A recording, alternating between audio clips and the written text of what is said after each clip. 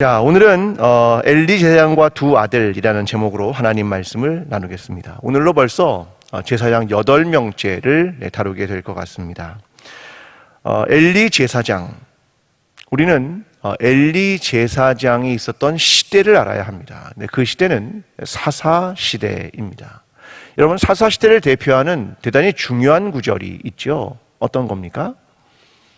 그때는 왕이 없으므로 사람들이 각기 자기 소견에 오른 대로 행하였더라. 이게 사사시대를 관통하는 중요한 구절입니다. 사람들이 자기의 소견에 오른 대로 행했다. 바로 그 이야기이죠.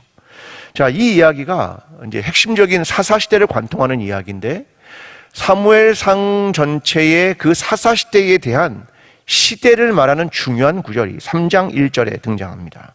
함께 3장 1절을 좀 읽어보겠습니다. 함께 읽습니다.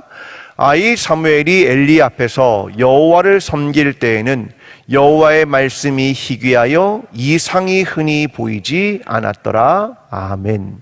자, 이 시대를 관통하는 말이 있습니다. 그게 뭐냐면, 무엇이 희귀했다고요? 하나님의 여호와의 말씀이. 뭐가 보이지 않았다고요? 이상이. 어떤 시대를 이겨내는 방법은 두 가지입니다. 하나는 하나님의 말씀이 있든지, 아니면 이상과 꿈이 있든지, 이 두 가지가 어떤 어려움을 돌파할 수 있는 중요한 힘입니다. 그런데 그 시대는 없었다. 여호와의 말씀도 없었고 이상도 없었다. 그 이야기를 들려주고 있는 겁니다. 자, 이 시대는 여호와의 말씀도 이상도 희귀한 시대였다라는 겁니다. 그 시대를 살았던 제사장이 누구냐면 엘리라고 하는 제사장이었다는 겁니다. 자, 그러면 우리가 결론부터 이야기를 좀 해보겠습니다. 그를 보여주는 중요한 구절, 사무엘상 4장 18절의 말씀입니다. 자, 함께 읽어보겠습니다. 하나님의 괴를 말할 때에 엘리가 자기 의자에서 뒤로 넘어져 문 곁에서 목이 부러져 죽었으니 나이가 많고 비대한 까닭이라. 그가 이스라엘의 사사가 된 지 40년이었더라. 아멘. 자, 그가 죽을 때의 마지막 이야기를 하는데요, 그의 몸에 대한 설명 하나를 합니다. 자, 몸이 어땠답니까? 비대했다, 뚱뚱했다, 그런 말이잖아요. 그런데 이 비대라고 하는 말의 히브리어가 뭐냐면 카보드입니다. 굉장히 아이러니합니다. 이 비대라는 용어가 히브리어로 카보드인데, 카보드가 원래 뭐냐면 여호와의 영광 할 때 카보드입니다. 하나님의 영광을 가르치는 단어가 뭐냐면 카보드입니다. 그런데 제사장의 몸이 비대했다, 그게 뭐냐면 카보드입니다. 이게 굉장히 독특합니다. 자, 이 카보드라는 단어는 원래 뭐냐면 무겁다, 그런 뜻입니다. 그러니까 여호와의 영광은 하나님의 무게를 말하는 말입니다. 하나님의 무게, 이게 하나님의 영광이란 뜻이거든요. 그런데 동시에 이 엘리의 몸이 비대했다, 무겁다 라는 단어를 카보드라고 사용하고 있습니다. 그는 여호와의 영광, 그 영광의 무게, 이것에 관심이 있는 게 아니라 자기의 몸이 비대했다, 그걸 사용하는 말이 바로 이 말입니다. 그뿐입니까? 그의 아들들은요, 사무엘상 2장 12절 이렇게 말합니다. 함께 읽습니다. 엘리의 아들들은 행실이 나빠 여호와를 알지 못하더라. 아멘. 자, 여호와를 알지 못하더라, 이게 무슨 말이냐면 무시했다, 그런 말입니다. 여호와를 무시했다. 누군데요? 제사장인데. 엘리의 아들들은 여호와를 알지 못했다, 여호와를 무시했다, 그 이야기입니다. 자, 어떤 거였을까요? 첫째는 이거죠. 그들은 제사의 법을 어깁니다. 원래 제사장은 제물을 드리면 그 중에 일부를 제사장의 것으로 갖게 됩니다. 자, 종이 살이 3개인 걸 갖다가 제물을 삶을 때 꼽습니다. 그래서 건져 나온 건 제사장의 몫이 됩니다. 그런데 이 두 아들 홈니와 비느하스입니다. 이 두 아들은 자기의 사환 종을 시켜서 아직 제사를 드리기도 전에 가서 말합니다.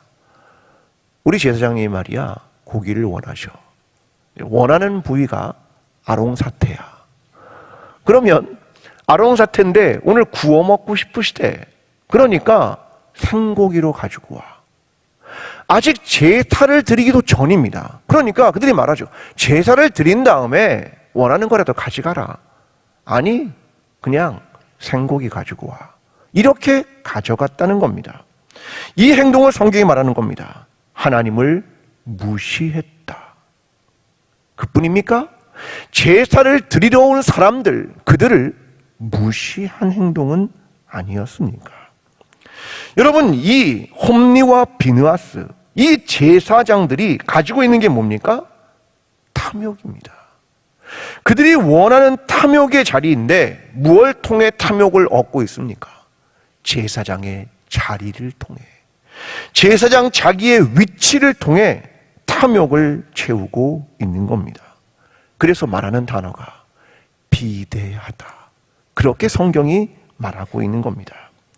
하나님의 영광의 무게가 아니라 자신의 탐욕의 무게를 늘리고 있었다. 그걸 말하는 게 엘리와 두 아들이었습니다. 두 번째 얘기 하나 등장합니다. 사무엘상 2장 22절 함께 읽습니다. 엘리가 매우 늙었더니 그 아들들이 온 이스라엘에게 행한 모든 일과 회막문에서 수종드는 여인들과 동침하였음을 듣고, 어처구니가 없습니다. 회막문에서 수종드는 여인들과 제사장이 동침했다. 그걸 기록합니다.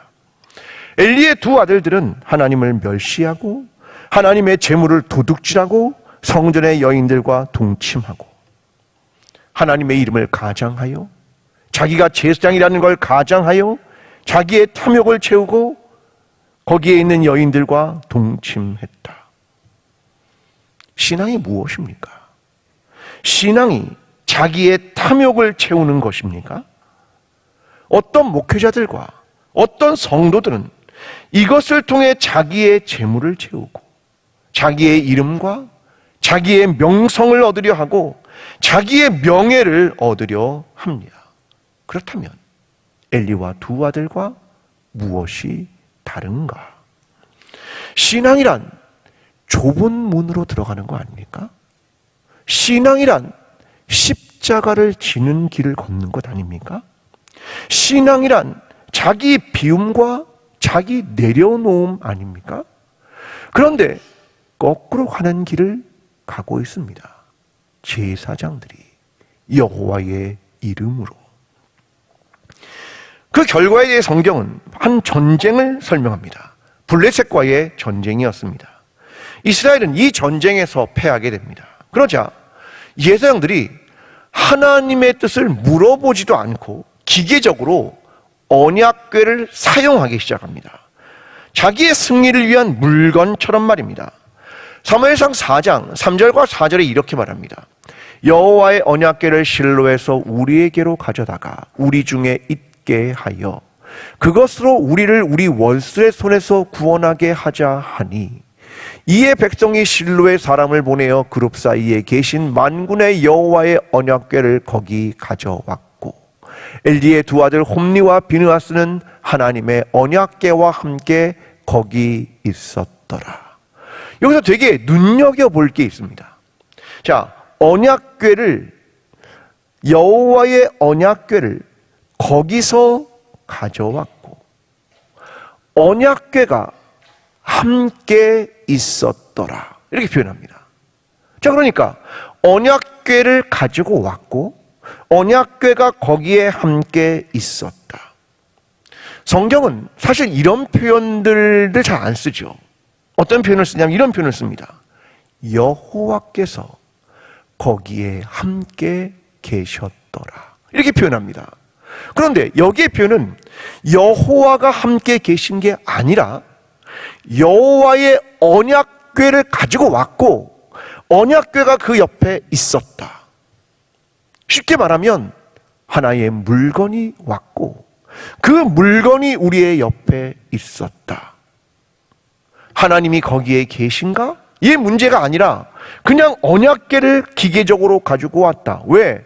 언약궤가 있으면 전쟁에 승리할 것이다 라는 그들의 헛된 믿음이었습니다.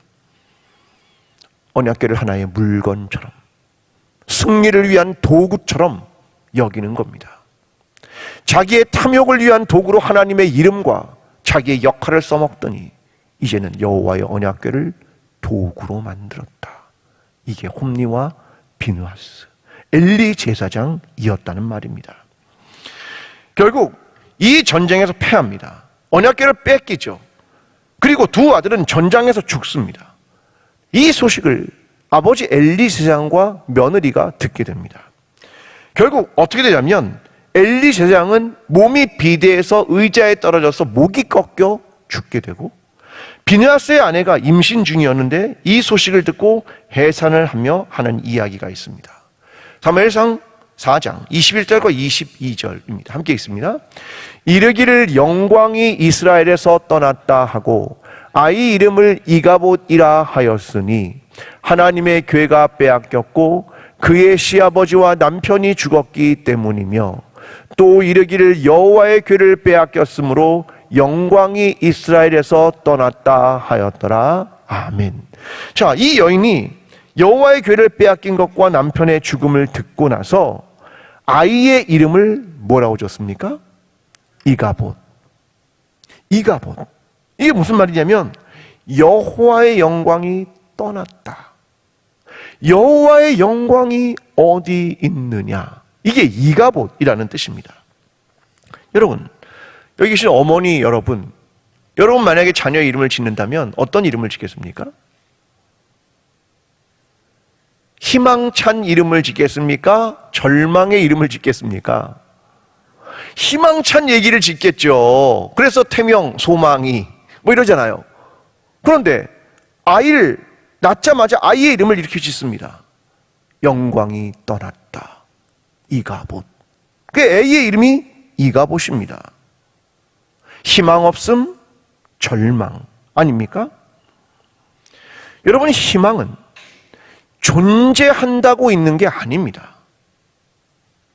실로의 성막이 있다고 희망이 있는 게 아닙니다. 언약궤가 있다고 희망이 존재하는 게 아닙니다. 제사장이 존재한다고 희망이 있는 게 아닙니다. 중요한 건 뭐냐면 존재가 존재의 목적대로 있느냐, 그겁니다.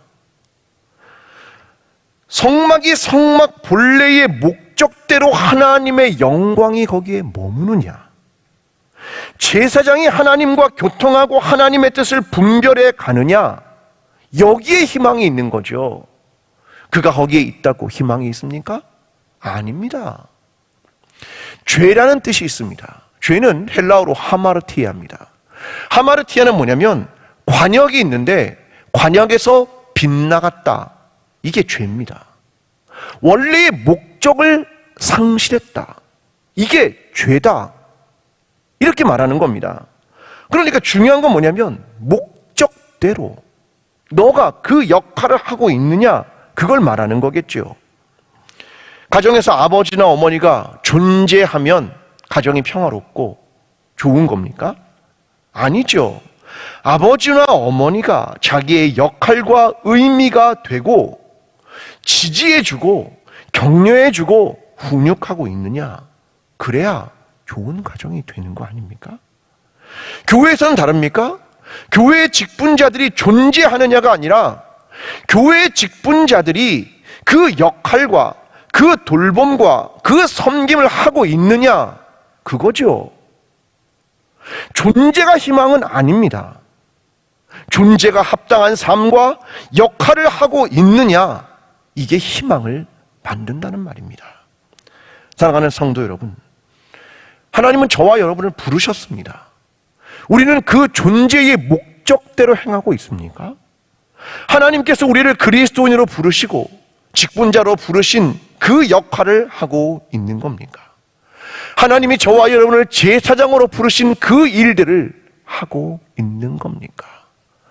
오늘 하나님이 우리를 부르신 그 목적과 존재의 이유를 기억하며 그 일을 감당함으로 세상에 희망을 만들어내는 저와 여러분의 삶이 되기를 간절히 기도합니다.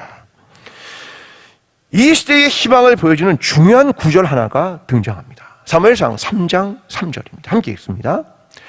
하나님의 등불은 아직 꺼지지 아니하였으며 사무엘은 하나님의 궤에 있는 여호와의 전 안에 누웠더니. 자, 중요한 구절입니다. 하나님의 등불은 뭐라고요? 아직 꺼지지 아니하였으며. 성전에는 등대가 있죠. 그 등대는 영원히 꺼뜨리면 안 됩니다. 이게 제사장의 영원한 규례니라. 어떤 일이 있어도 저 불은 꺼뜨리면 안 돼 라고 하는 그 불을 얘기하는 겁니다. 그러면서 말하는 거죠. 하나님의 등불은 아직 꺼지지 아니하였으며 희망은 남아 있다. 그 얘기를 굉장히 상징적으로 하고 있습니다. 사무엘에 등장하는 중요한 이름 하나가 등장합니다. 그의 이름은 사무엘. 처음부터 등장하는 한나의 기도를 통해 태어난 아기의 이름은 사무엘입니다. 그는 어머니가 성전에 보내서 성전에서 자라게 됩니다. 사무엘아, 사무엘아. 사무엘상 3장 13절에 그를 불러서 하시는 말씀이 있습니다. 내가 그의 집을 영원토록 심판하겠다고 그에게 말한 것은 그가 아는 죄악 때문이니 이는 그가 자기의 아들들이 저주를 자청하되 금하지 아니하였습니다. 뭘 얘기해 주는 겁니까? 사무엘에게. 저 엘리 제사장의 집안은 망할 거다. 그들은 죄를 알았지만 그대로 그걸 가지고 있었다. 그걸 누구에게 말합니까? 어린 사무엘에게. 여러분 가만히 생각해 보십시오. 그 시대를 동시대를 살았던 두 사람이 보입니다. 하나는 누굽니까? 이가봇입니다. 비느하스가 죽은 다음에 누가 제사장이 됐겠습니까? 이가봇. 이가봇이 제사장으로 있던 시대에 동시에 제사장으로 있던 사람이 누구냐면 사무엘입니다. 둘이 동시대를 살아갑니다. 제사장의 집안입니다. 그들은 말합니다. 하나님의 영광이 떠났다. 그런데 사무엘이라는 한 사람이 갑자기 튀어나와서 이 어린 사무엘을 통해서 하나님은 희망을 쏘아 올립니다. 둘 중에 어느 쪽이 정통성이 있습니까? 어느 쪽이 정통성이 있습니까? 이가봇입니다. 엘리, 비느하스, 이가봇. 정통 계열입니다. 그런데 그들에게 여호와의 영광이 보입니까? 사무엘은요, 비주류입니다. 그런데 갑자기 사무엘이 튀어나오는 겁니다. 근데 하나님은 사무엘을 통해 일하십니다. 이스라엘의 왕을 세우고 다윗에게 기름을 붓고 이거 사무엘이 하고 있는 겁니다. 이유가 뭘까? 사무엘상 3장 19절이 이렇게 말합니다. 함께 읽습니다. 사무엘이 자라매 여호와께서 그와 함께 계셔서 그의 말이 하나도 땅에 떨어지지 않게 하시니 아멘. 뭐라고 말합니까? 여호와께서 그와 함께 계셔서. 되게 중요한 말입니다. 아까 그쪽은 뭐냐면 여호와의 언약궤가 그들과 함께 있었다는 거고, 여기에 말하는 건 여호와께서 그와 함께 계셔서. 성경이 말하는 내용은 뭡니까? 비주류, 어린아이를 통해 희망을 보이십니다. 여러분, 그러면 비주류가 맞다 그 말입니까? 아닙니다. 그게 중요하지 않다 그 말입니다. 정통이냐 주류냐 비주류냐 이거 아니고, 핵심이 뭐냐면 하나님이 함께 하시느냐, 하나님이 함께 하시지 않느냐, 거기에 핵심이 있다는 겁니다. 고린도전서 1장 27절은 이렇게 말합니다. 그러나 하나님께서 세상에 미련한 것들을 택하사 지혜 있는 자들을 부끄럽게 하려 하시고 세상에 약한 것들을 택하사 강한 것들을 부끄럽게 하려 하시며. 성경이 말하고 있는 내용은 뭐냐면 너 미련하고 약해도 관계없어. 왜? 하나님이 함께 하시면, 넌 강하다고 자만하느냐? 넌 대단하다고 생각하느냐? 자만하지 마. 하나님이 함께 하시지 않으면 아무것도 아니야. 그 이야기를 우리에게 들려주는 겁니다. 오직 임마누엘, 그가 나와 함께 계시느냐? 여기에 희망이 있느냐? 희망이 없느냐? 그게 결정된다는 겁니다. 사랑하는 성도 여러분, 우리는 하나님의 백성으로 부름받았습니다. 하나님은 우리를 제사장 삼기를 원하십니다. 그러면 그 제사장의 이름과 역할로 우리의 탐욕을 채울 겁니까? 내가 원하는 이익을 얻고 싶습니까? 아닙니다. 하나님께서 우리에게 원하시는 건 하나님이 너와 함께 하느냐. 너는 세상에 너의 역할을 감당함으로 세상에 희망을 쏘아 올릴 수 있느냐. 그걸 우리에게 물으시는 겁니다.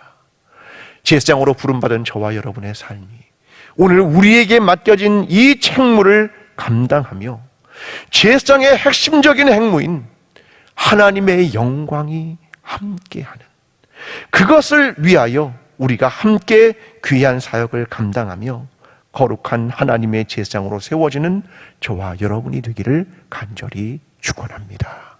기도하겠습니다.